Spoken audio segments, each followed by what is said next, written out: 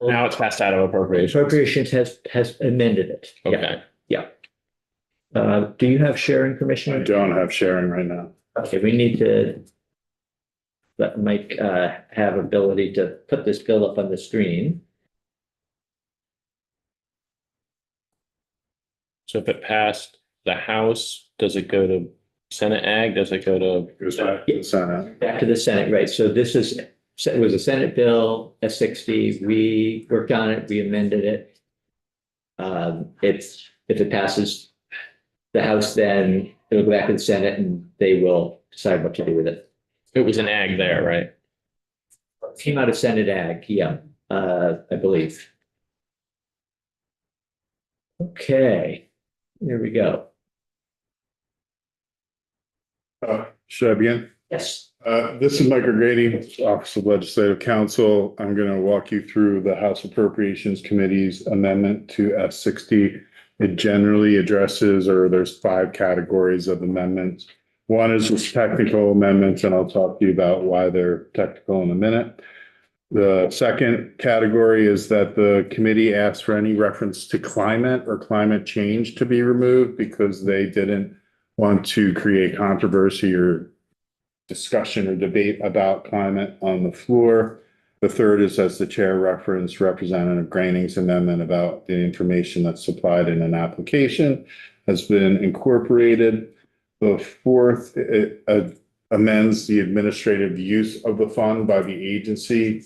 And the fifth is a contingency clause about implementation of the program if there is no appropriation for the program. So the first instance of amendment is 3 amendments to the findings clause where there were references to climate or climate emergencies. So in the first instance, the term climate fueled was struck out and inserting in lieu thereof weather-based. Second, in subdivision 4A, the reference to climate resilience was changed to just resilience. And then 4C, reference to climate emergencies and extreme weather, they combine that to just say weather-based emergencies. Moving on, the second instance of amendment is technical. And why are we making these technical amendments? Because you enacted the Vermonters Feeding Vermonters program last year in the same subchapter and with the same section numbers in Title VI that this would have been in. And we do that all the time. And what we do normally when those things pass in the same session, we just use our statutory revision authority to just change one or the other. So I didn't have any concern about it last year, but this year I can't codify something as already being in a section that's been codified in law. I can't use statutory revision to do that. And so we have to change the subchapter heading from subchapter 4 to subchapter 5. And we have to change all of the references to the section numbers for the program from 4641 or 4634 to 4644. But that's what the second, third, fourth, fifth, and part of the 6th amendment do. It just makes those technical changes to move this program from subchapter 4, 46,300 into 46.4, subchapter 5 and 46.4. But in the 6th instance of amendment, this is the Representative Groening amendment. She wanted in the application that the secretary is required to develop for awards that it include a list of any state grants or loans received for the purposes of farm or forestry operation business in the past 5 years to include amount, source, and purposes of the funding received. And it's part of, I mean, she testified to you about why she wanted this, and she testified similarly to House Appropriations. Should I move on? Representative Burke. Was that language originally in the Bill? What was originally in was subsection B, the B 1, 2, 4, and 5. What is Oh. new is 3. Representative O'Brien. Mike, in statute, is there a definition of weather versus climate? Because I know in a lot of ways, like weather sort of day to day, climate sort of.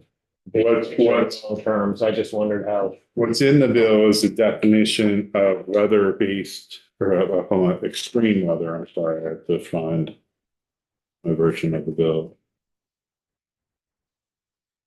You have a definition section at the beginning. Yes. And weather's in there. Sounds like it's now in there. Eligible weather condition is what is in. And it's any of the following weather conditions that are found to be closely correlated with agriculture or forest operation. High winds, excessive moisture, intense precipitation or flooding, extreme heat, abnormal freeze conditions, a forest fire, wildfire event, hail, drought, or any other severe weather or growing conditions impacting agriculture or forestry operations income. Representative Lipsky. Thank you. Mike, this subsection 3 references forestry operations, but the title of the bill on your early page, it didn't reference forestry. Was that purposeful or was that? We're gonna get to the very end of the bill is where you change titles to the bill, but the end of this amendment. Very end of the amendment is where you change titles, and you don't actually officially have the authority to change the title. You recommend to the House Clerk or the Senate Secretary whether to change the title. They usually do, but sometimes, especially the Senate Secretary, will write his own title. So just be aware of that. And he usually doesn't do that until he's about to send it to the governor. And just before we move on, this section here, this amendment and then the additional language 3 there. We had looked at that back in the spring and the committee had taken some testimony and heard that the stakeholders were all supportive of it. And we took a straw poll, I think, and were prepared to, on the floor at the time, say, yes, we're okay with this amendment. So it's been incorporated now into this new amendment. So just as a refresher. What's that? It's not online. You can find it on the Committee Appropriations website from yesterday. And we'll get it posted on our page too. Representative O'Brien. So it's just state grants, it's not NRCS grants or conservation district grants. We're just focusing on state grants. Right now it's state grants and loans. I think Representative Braining is concerned about applicants being multiple awardees. And potentially reducing opportunity for other awardees who haven't been awarded in the past. And whether or not that should be part of. So there's no priority system in this bill, right? You apply, you're eligible, it's an eligible condition. The board determines what the amount of the award is going to be. But she believes this information should be helpful in saying, oh, what your award should be, whether or not others who've never received anything should receive more than you. So in the case of like the first 2 years of floods, if a farm got those, that was federal money, but it was administrated by ag. That's not. I mean, it depends on the program. Some of those programs are, you get the federal money, but it's run through a state program because the state cost shares. It is a state program. Yeah. So it will depend on the program. Okay. That federal money, John, comes in so slow that cobwebs are growing and we've had two winters. Yeah. We're still waiting on 23, 24. But think the NRCS BMP money, that's a state program, but it's funded largely through NRCS, but there's state funds in that program too. If they got money from that, they would have to report that. It'd be the agency, right, deciding what needs to be reported. Let's keep going then. In the next instance of amendment, you may recall that you allowed the Secretary of Agriculture to use up to $67,500 annually from the fund for the purposes of administering payments from the fund. But later on, you're going to see that this entire program is contingent on appropriations received from the General Assembly. And Representative Stevens made the point, well, you shouldn't be using a specific dollar amount. Like, first of all, it's may or may not cover the whole cost of the program at the agency. And second, you don't even know what money that's going to be there is going to be there. So don't focus on a dollar amount. Just give the agency the ability to pay reasonable administrative expenses from the fund for purpose of administering the requirements of the subject. That's fine by me, and maybe this language we can hold on to for the next time we're doing something like this. Should I move on? Yeah. The next is another technical change, 4634 to 4644. The eighth amendment, there were references to the terms of certain members and they were off. Subdivision B3 is the state recovery officer, and that's an ex officio person. They don't have a staggered term. They're always going to be on there. It should have been to B4, which is the representatives of agriculture operation. And in addition, subdivision B4 should have been referencing subdivision 5, which is farmers, and subdivision B5 should have been referencing subdivision B6, which are the representatives of forestry operation. I think that was my mistake when we added forestry operations. I didn't tweak these cross references to the member terms, but they're fixed here. The ninth instance of amendment has a spelling error in the title. It's already been fixed by the House clerk.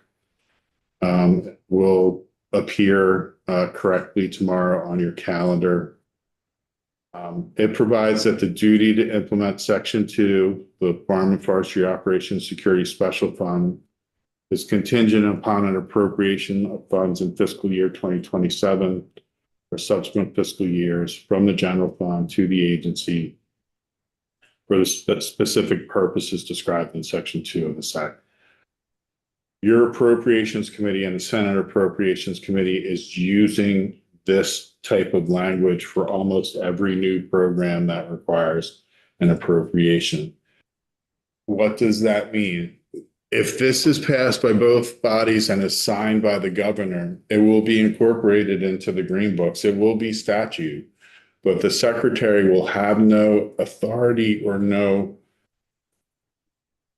requirement to implement this program unless the appropriation is provided in this fiscal year or subsequent fiscal years.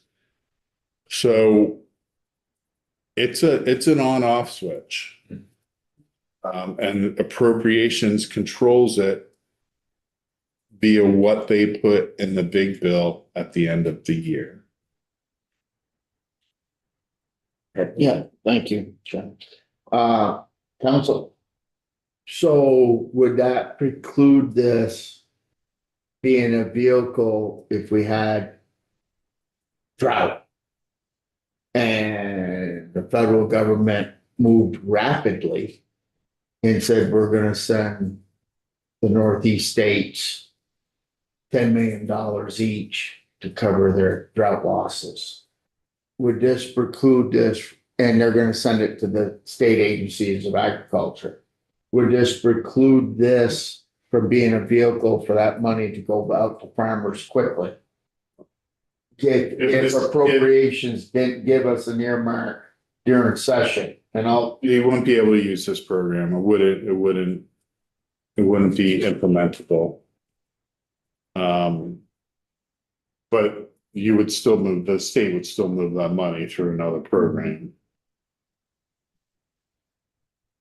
I mean, if you got $100 million for drought, you would figure out a way to move that money.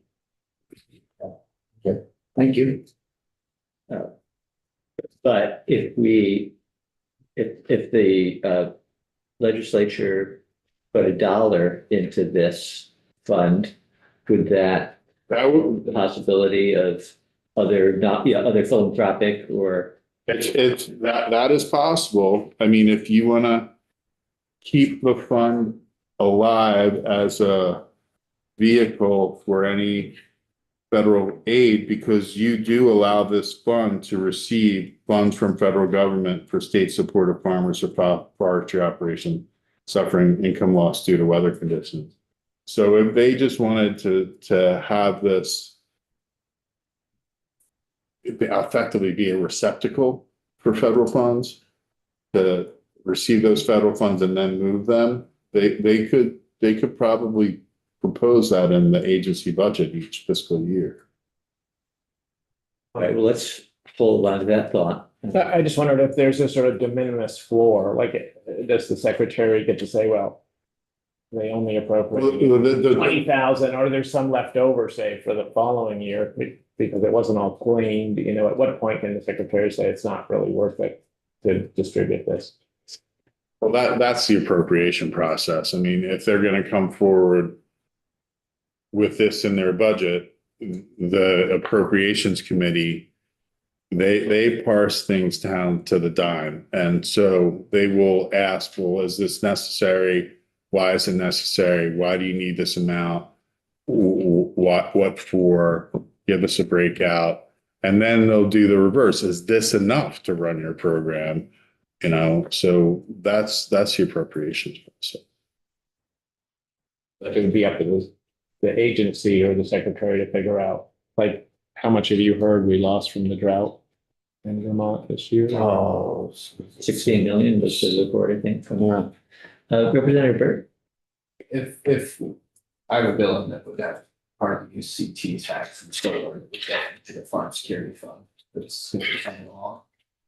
I'm assuming the wording is contingent upon an appropriation of funds. If there was tax that was going into it yearly. The tax doesn't go directly to the fund. The tax goes most likely to, well, I need to check with JFO. It goes to the treasurer, and then the treasurer deposits it into a fund. So it's still tax. It's still technically. You need to move that money, you know, appropriately. But I can check with JFO about that. Just curious. And the other aspect is, I mean, you see advocates here, not the ones that have been really focused on this, but they'll let you know if they think the fund's not adequately capitalized. I mean, think of working lands. How often the agency comes forward with the recommended appropriation, and then the board itself or the advocates will say that's not enough, and you adjust that. And so I would expect that same type of dynamic with this program. All right, so is the 10th the last?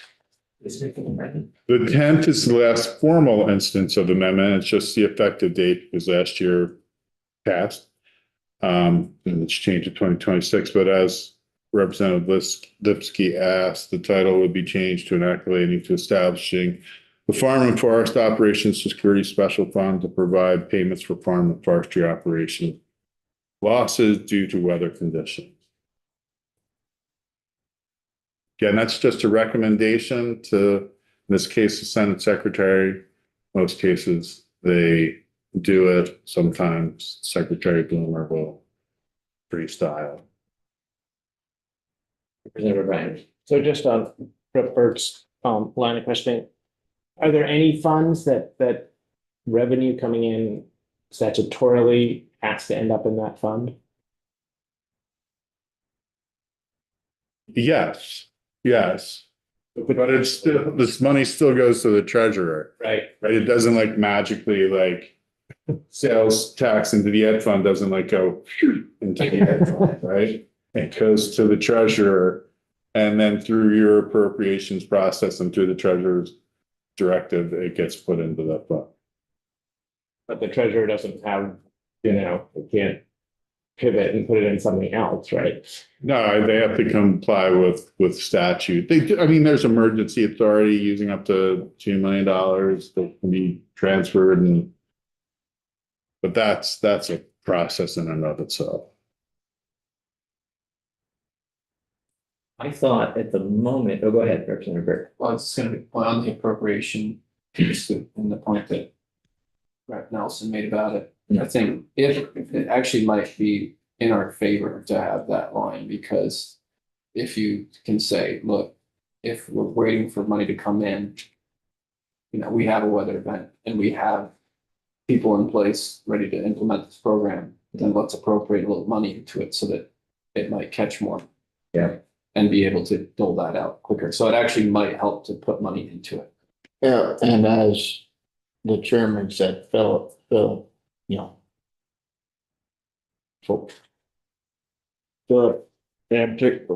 you said that. Yeah. It's one of those $5 words I stumble. Philanthropic. Philanthropic. Yeah, it's one of those $5 words I stumble on every time I gotta say it. Don't know how to spell it either. But to have a vehicle in place to receive that money, so maybe we get appropriations to put $20,000 a year in it, so it's alive. And then we build on I mean, it. my thought is that, so that folks are listening to this conversation and be, interested to hear what their reaction is, but then this is, as we were talking about earlier, this isn't the end of the process because we have to, the bill will go back to the Senate and there's, opportunity there for changes if it feels like that would be a good idea. But go ahead, Joe. I just wondered mechanically, can this sort of work the way FEMA does in municipalities where if there was money, there's 20 million in the fund, there's a drought and people need, farms need money right away with FEMA maybe backfilling or for USDA, could you then replenish the fund once the fund money went out fast to the farmers who needed it, and then you're getting some like we are 2 years later from the feds?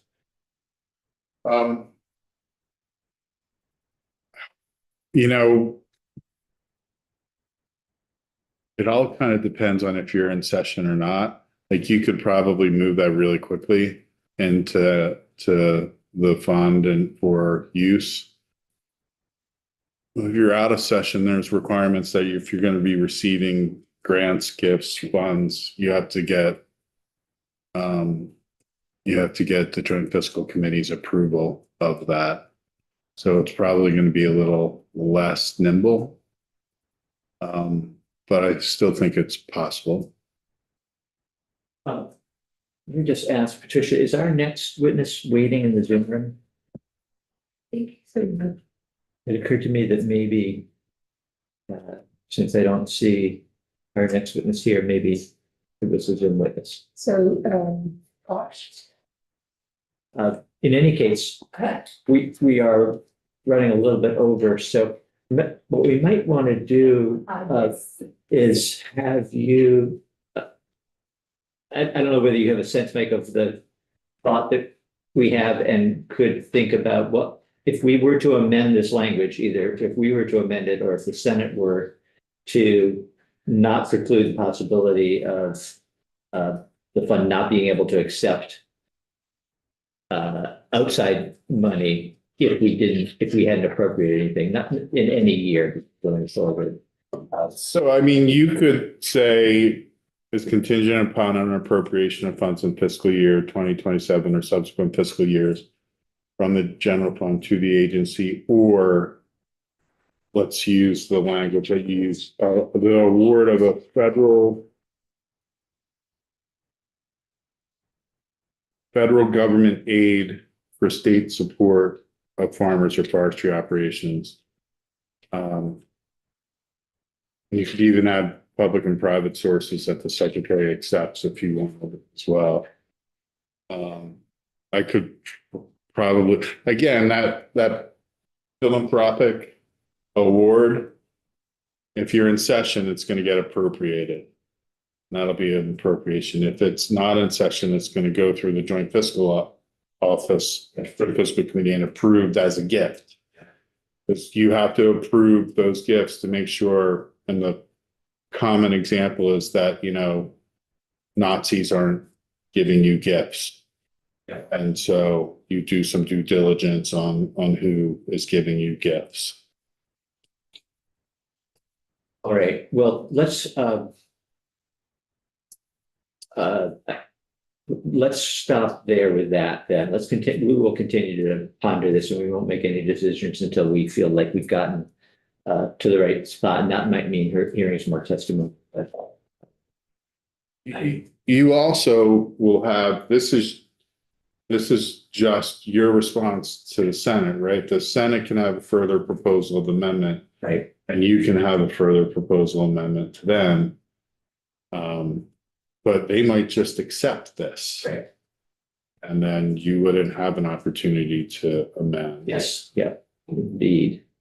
It's up to us to do the hard work. The Senate just kind of stamp stuff. I don't want to disparage our colleagues in the Senate, but on the other hand, we shouldn't just assume that they'll do what we think is, Yeah. you know, right. So, all right. Thank you, Mike, and we'll be in touch. And welcome and thank you for your patience, Nicole.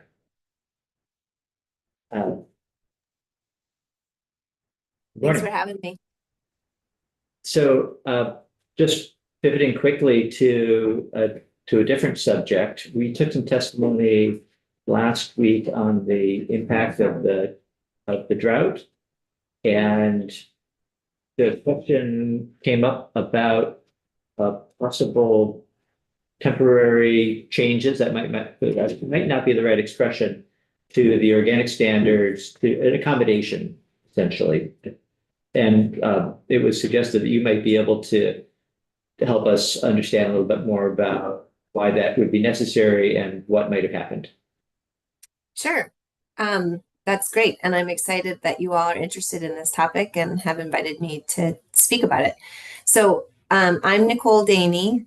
I'm the director of Vermont Organic Farmers. I have a PowerPoint presentation that's really short that I thought would just kind of help us be on the same page about the pasture rule and the variants. Can I just share my screen? Yes, do you need permission to do that? Okay, go I think I ahead. can do it. So you all can see that? Yeah. Yep, thank you. Okay, great. Okay, great. So just to get us all on the same page about our organization, and let me just make my Zoom a little larger here, and what we do. VOF stands for Vermont Organic Farmers. We are an LLC that's owned by a nonprofit, NOFA Vermont. So VOF is accredited by the USDA to certify farms and facilities in Vermont to the USDA organic regulations. So we certify about 700 organic farms and food producers. And then NOFA, some of you may be familiar with NOFA's work as a nonprofit. They have a larger mission, or we have a larger mission to promote organic practices and build a food system in Vermont that's economically viable, ecologically sound, and socially just. So that's kind of how our two organizations connect.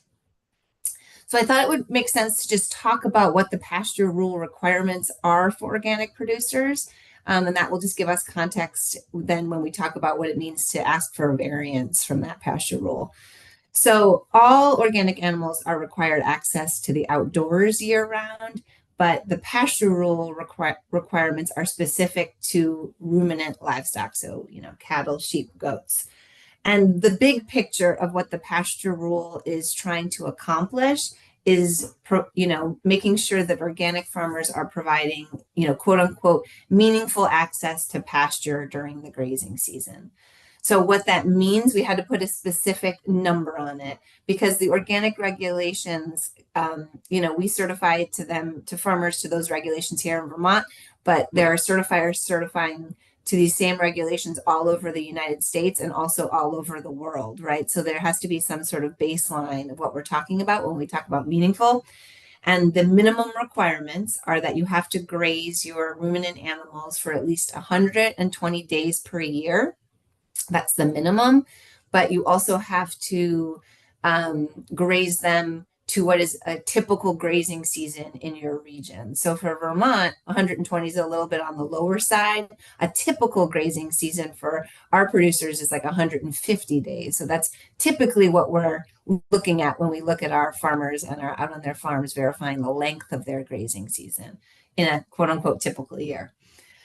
So the other minimum is that animals have to receive at least 30% of their diet from pasture, and that's measured in dry matter. And that's just to make the measurement consistent. It's taking the moisture out of the feed so that we can look at the feed in a more consistent way. The rule also says that pasture has to be managed as a crop. So producers really have to look to that crop to try to get it to thrive. So they have to address erosion and overgrazing. And then the pasture rule, it also has components where we're asking the producer, we're verifying what is their grazing management, specifics like what are their rest and recovery periods for their pastures or their paddocks, when they're reseeding, if they're reseeding, what are their general soil fertility practices. So all of that sort of part of the quote unquote pasture rule. Within that pasture rule, the regulations are trying to be reasonable too. So there, you can always, quote unquote, temporarily confine an animal from pasture, right? And there's specific reasons, and as long as it's temporary, that's okay. So inclement weather, animal health or safety. If the farmer feels they have to protect soil and water quality, they can temporarily confine. And of course, for dairy animals, when they're milking the cows, it's obviously okay to confine them for that period where they're being milked. And then producers have to, I'm sure you all have heard about the record keeping for organic producers, and it's not the horror that some people talk about, but here is like an example of they do have to keep records to show what their pasture management looked like. So, we asked them questions about how they manage their pasture generally, what's their pasture management plan, what their stocking rates are. They have to keep track of what they're actually feeding per animal group. And all of that for this larger purpose of making sure that grazing is central to their system for raising their ruminant livestock, and then to support animal welfare, soil health, and environmental sustainability.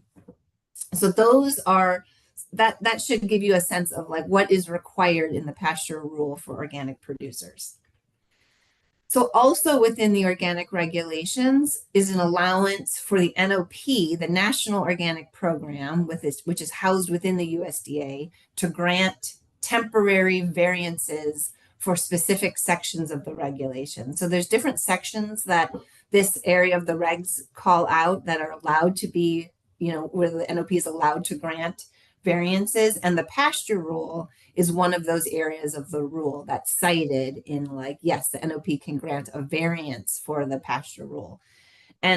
But of course, these are the following reasons that have to be met in order for the NOP, National Organic Program, to grant a variance for the rule, which essentially means like, okay, because there was a natural disaster, because there was damage caused by drought, wind, flood, extreme weather, or if you're doing research trials, for those reasons, the NOP might say, okay, you don't have to meet the pasture rule because of these reasons. So then it gets into how do you request a temporary variance? So we know the rule allows it. Certifiers like Vermont Organic Farmers, we're not allowed to say, oh, you don't have to meet the regulations because we're experiencing drought. Only the NOP has the authority to grant a temporary variance. So basically, you have to make a request for a variance, has to be in writing. It does have to get routed through your certifier if you're a producer.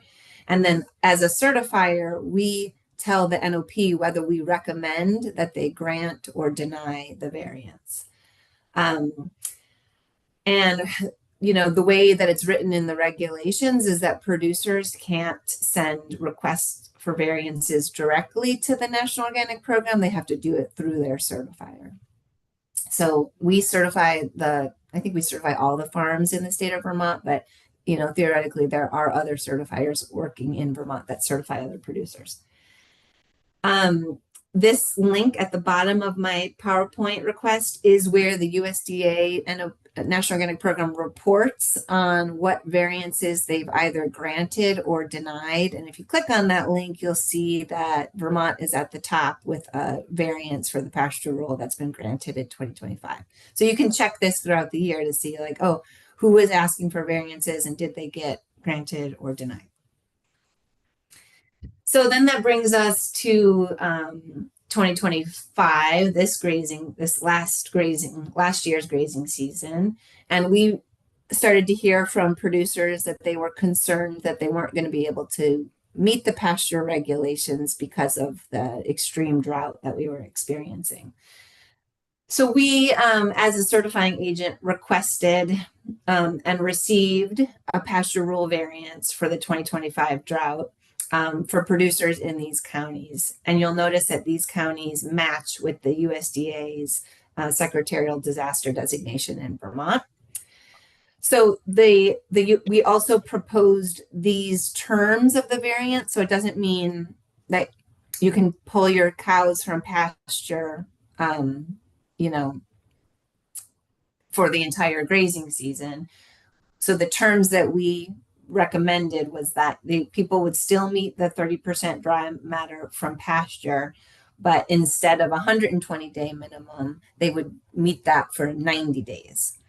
And so far, we haven't had a ton of producers who've had to request this variance, under 10, but it is, I think it's just a load off people's minds that they know that they can, and they won't get written up for a compliance issue if they can't meet, if they have to pull their cow, if they had to pull their cows in over the summer and fall. So the variance only applies for the 2025 grazing season. So that variance is gone starting 2026. Producers are expected to meet the pasture rule as it's written in the organic regulations. And if there were another extreme weather event, we would have to request a different variance for moving forward. And something that's important for you all to know is it's really difficult for VOF to get a variance granted without like a USDA secretarial disaster designation in Vermont. So that was really the evidence that the National Organic Program staff told us that was needed in order for them to grant the variance. So it was helpful to work with Agency of Ag staff, just knowing that that was happening. We put that in our proposal, and when that was granted, that's when our variance got granted as well. So I think that hopefully just gives you a sense, I can stop sharing my screen now, of how hopefully that answers questions about, what is the pasture rule? How do we request variances from it? How long do those variances last, and kind of the process of requesting the variance? But I'm happy to answer questions from folks too. Thank you, Nicole. Very, very clear and well organized presentation, I think. I just wanted to clarify whether the requested and approved variance in this case applies to all farmers in those counties, or whether farmers had to each individually make a request to you. Yeah, that's a great question. So that's what we were trying to avoid, is having to ask those farmers to go through those individual requests, because they would have to provide documentation individually. And so by VOF making the request in the way that we did, we were allowed to say anyone in these counties can receive that variance if needed. And then when we do our inspections, the inspections that we've done this past year, we can look to see, okay, did somebody, what was the length of their grazing season? Are they in this county? And essentially it means we don't have to write them up for a compliance issue when we know that the answer is there was extreme weather and a drought, and that's why I didn't meet the organic regulation. So, yeah, so they don't, to answer your question, they do not have to individually request a variance now that we've received this blanket variance for those counties. Got it. Representative Nelson. Thank you. Nicole, so what are we doing for our organic farmers? And, we lived, the worst drought that farmers that are 80 years old ever remember. What are we doing for these organic farmers for their wintertime feed? Because there probably isn't an overabundance of organic feed out there for sale regionally. You've seen this drought hit New York, Maine, New Hampshire, and Vermont. Is there any sort of recourse that they can get a variance and purchase other feed sources? Yeah, that's a really great question. And technically, we did ask the NOP that question about whether they can receive a variance, because we were anticipating that this was going to be an issue. But that is a harder variance to receive because the NOP doesn't grant variances based on kind of commercial availability or cost. So you're absolutely right. Our organic farmers are being pinched because they have to go out of state to buy organic feed, and the trucking on that organic feed and the cost is double at least what they would be paying in state. So they're suffering in that way. And what we're trying to do is be a connection for people to make sure we're doing our best to say these are people who have organic feed available and these are the people who need organic feed. We also worked really hard to see it at the kind of end of the summer whether there were producers who we could certify, who had dropped their certification or would be qualify for certification, who produce hay, so we could try to make sure that there was more on the market. But you're absolutely right that there isn't a great solution for that, and people are paying a lot more for their winter feed. What was the timing of the request for the variance? The timing for the request got a little mixed up in the government shutdown. So we made the request, I think sometime in September. And then soon after the request, we had the government shutdown. And so we were just sort of in limbo waiting. But I will give folks credit that as soon as the government was back up in action, they handled the request in a timely way. And it was effective like retroactively. So if Yes. there had been okay. Yeah, so it's retroactive. Representative O'Brien? Yeah, Nicole, just to follow up on Nelson. So during the summer, if an organic dairy farmer had access to non-organic pasturing where they could graze, does that immediately run into a compliance issue? Yeah. Yeah. And there is potentially a variance, but it's like you said earlier, it's tricky.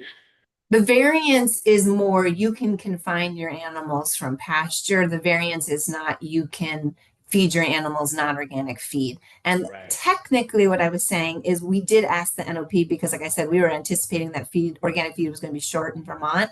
And so we said, can you ever get a variance for feeding non-organic feed to organic animals?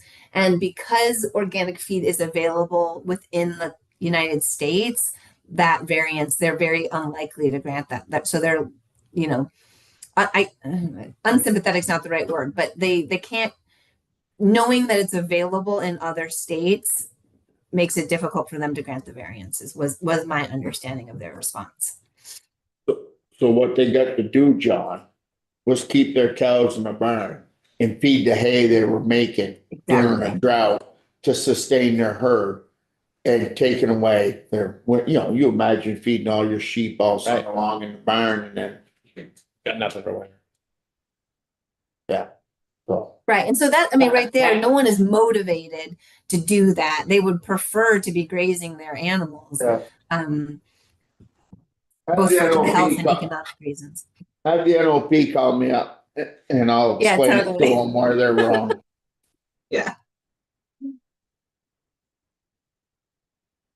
Well, I'm not seeing any other hands, and we're running a little bit late into the next testimony, so we should probably wrap up. Thank you, Nicole. I think it's been very helpful and good to know that this did take effect for 2025, and 2025 is over, and hopefully the weather or the climate or both will be more favorable in 2026. Absolutely. Thanks for having me. All right, take care. See if anyone's in the hallway. No, I think Yes. we've got, yeah, Yep. well, So we it went back and forth from 7:15 back to 11, but I didn't see them, so. okay, I think I Yeah. saw one of our next witnesses out in the hallway there. Yeah, here he is. So we went to, Yeah. go. Yeah, good morning. So now, Yeah, come on in, and why don't we, while the people are getting settled, why don't we just go off live temporarily? I need shut up.